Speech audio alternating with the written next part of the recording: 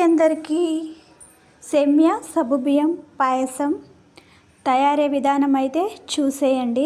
First అయితే సగ్గుబియ్యం 1 hour వరకు నానబెట్టుకోవాలన్నమాట. నానబెట్టుకున్న తర్వాత అయితే కళాయిలో నెయ్యి యాడ్ చేసుకొని డ్రై ఫ్రూట్స్ అయితే యాడ్ చేసుకోవాలి. నేనైతే కిస్మిస్ కొన్ని పప్కిన్స్ అయితే వేయించుకుంటున్నా. కాజు బాదం ఏదైనా యాడ్ చేసుకోవచ్చు. నేనైతే ఇవైతే యాడ్ చేసుకున్నా. ఇవి మంచిగా ఫ్రై అయినాకైతే పక్కకు పెట్టుకోవాలి. అదే కళాయిలో మళ్ళీ 1 టేబుల్ స్పూన్ నెయ్యి వేసుకొని సేమియా అయితే వేయించుకోవాలన్నమాట. సేమియా మంచిగా వేగినాక అయితే కూడా మంచిగా ఫ్రై అయినాక పక్కకైతే పెట్టుకోవాలన్నమాట.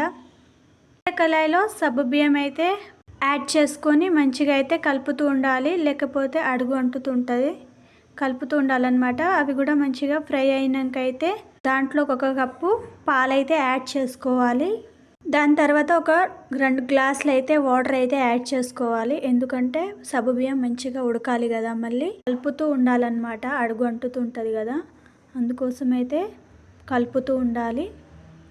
దాని తర్వాత అయితే ఇందాక ఫ్రై చేసి పెట్టుకున్న సేమియా అయితే యాడ్ చేసేయాలన్నమాట. వేసుకున్న తర్వాత అయితే మంచిగా కలపాలన్నమాట. మంచిగా ఉడుకుతున్నప్పుడు అయితే దీంట్లోకైతే 1 కప్పు బెల్లం అయితే యాడ్ చేసుకోవాలి. బెల్లం యాడ్ చేసుకొని మళ్ళీ అయితే కలుపుకోవాలన్నమాట. మంచిగా పాయసం మొత్తం దగ్గర పడినాక అయితే దాంట్లోకైతే 1 స్పూన్ ఇలాచీ పౌడర్ వేసుకోవాలి. దాని తర్వాత వేయించి పెట్టుకున్న డ్రై ఫ్రూట్స్ అయితే యాడ్ చేసేయాలన్నమాట. చూసారు కదా ఎంత బాగా వచ్చిందో. వీడియో నచ్చితే సబ్స్క్రైబ్ చేసుకోండి, సపోర్ట్ చేయండి. ఇంకా మంచి మంచి వీడియోస్ చేయాలని ఇంట్రెస్ట్ అయితే వస్తుంది. టేస్ట్ అయితే చాలా బాగుంది.